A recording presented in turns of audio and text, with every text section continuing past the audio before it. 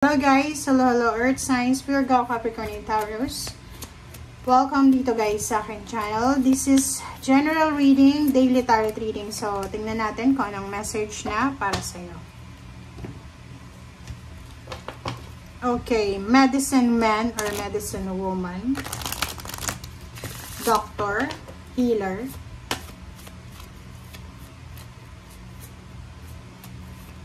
Dream catcher. Okay, so dalawa yung baraha mo na una dito. First card natin is medicine man or woman. Siguro meron sa inyo dito earth signs, Virgo, Capricorn, and Taurus na nag-aaral ng medisina to become a doctor or to become a healer, nurse, parang ganun.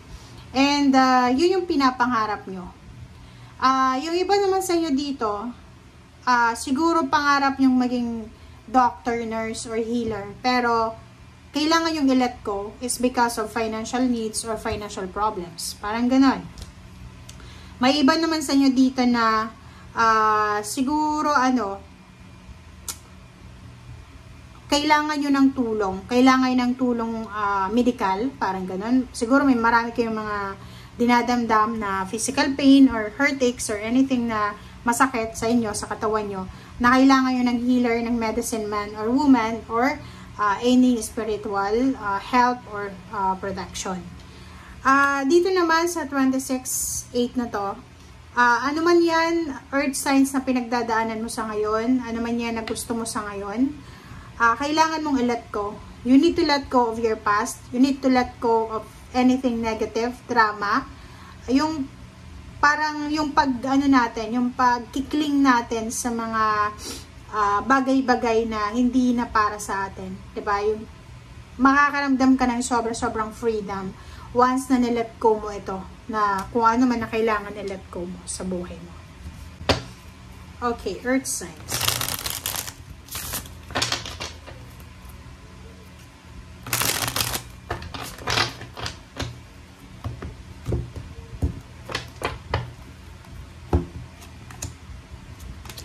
Okay, first two cards natin is Two of Wands and the Magician. Meron ditong earth signs, Virgo, Capricorn, and Taurus na meron silang pinagpipilian. It's either namimili sila ng bansa. Maybe dalawang bansa ang gusto nilang puntahan to work or for vacation. Yung iba din sa inyo dito is either Philippines or to travel international, or para maghanap ng trabaho sa ibang bansa or sa Pilipinas lang. So, options and choices, decision siya. But, isang hindi inaasahan na pangyayari, ang posibleng mangyari sa'yo, earth signs, na pwedeng magbago yung option na yan. Okay? Comment down below if you resonated. So, dito, sinasabi ng baraha sa'yo na isang milagro ang posibleng darating sa'yo. Ang milagrong ito ay maybe isang financial offer, financial help, financial assistance, protection, ang ibibigay sa'yo ng universe. And ito yung magiging dahilan para maging sobrang happy, secured, and sobrang peaceful ka na dahil dyan sa choices na yan. Diba? So, dito sa barahang to, kitang-kita nyo naman, diba? Meron kang choices and option. Meron kang plano na, kailangan kong pumunta ng Amerika. Or kailangan ko magtrabaho sa Middle East, ganito. But, out of the blue, biglang may nag-offer sa'yo ng trabaho lang sa Pilipinas, na etong trabahong to ay malaking sweldo. Diba? Yung parang out of the blue, bibigyan ka ng pagkakataon ng universe na makahawak ng malaking halagang pera, lump sum of money, na pwedeng magdala sa'yo in the rest ng mga malalapit sa'yo ng kaligayahan. Kasi di ba, malapit ka lang. And malaking halagang pera to na posibleng mahawakan mo. Or pwedeng yung Knight of Coins, this is the job offer or financial or pwedeng business offer na malaki talaga yung kita.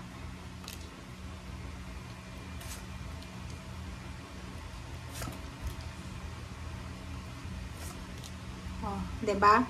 Doon sa mga may financial problems na earth signs, sa 5 of Coins, may mga financial problems, health problems. Dito sinasabi ng baraha na isang exciting isang exciting na good news, isang exciting na pangyayari ang pwedeng dumating sa'yo. It's a confirmation. Dito sa barahang to, sinasabi ng Zero the Fool tsaka Empress na maraming magsisimula sa'yo. Diba? It's either new job offer, new career offer, a long distance, LDR, long distance job, international job, or malayo talaga itong trabahong ito. So, yung the Empress tsaka the Fool, it's a manifestation cards na nagsasabi sa inyo na maraming magsisimula sa buhay nyo. Marami kayong maiisip na bagong ideya, marami kayong maiisip na bagong pagkakitaan, maraming papasok sa isip nyo na pwedeng makatulong sa inyo, lalo na sa ngayon. Lalo kung may financial needs kayo or financial problems. Atong The Empress, sinasabi ng barahan na meron sa inyo dyan, Earth Signs, Virgo, Capricorn, and Taurus na kailangan yung, kumbaga, meron kayong mga ideas na magpapayat, magpataba, magbago ng hairstyle, magtipid, basta mga bago siya sa'yo. Pwedeng mag-asawa to na naisipan nilang magkaroon ng baby, or pwedeng naisipan nila na magpakasal, mag-renew ng vows. Basta marami silang maiisip na mga pagbabago. And Zero the Fool, isang risky decision.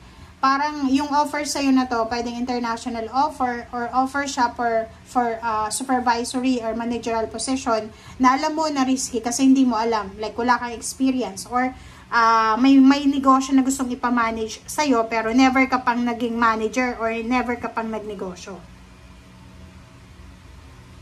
So dito, sinasabi ng baraha sa'yo na trust God, trust the universe, trust yourself, na etong ino-offer sa'yo, hindi yan i-offer sa'yo ng universe kung hindi yan para sa'yo, kung hindi yan nakatadhana na i-offer sa'yo. Yung iba naman sa'yo dito, may kailangan kayong proteksyonan. Love life. Kailangan yung proteksyonan ang love life nyo, Earth Signs, Virgo, Capricorn, and Taurus. Kasi, sinasabi ng barahan na maraming mga outside forces, maraming temptation, in terms of love life. So, sinasabi ng baraha sa'yo dito na marami kang mararamdaman na parang triggers sa relationship na kailangan mong i-secure yung balanse ng relationship. Diba? Decision making. Okay? So, dito sinasabi ng baraha sa'yo na isang desisyon ang kailangan mong gawin.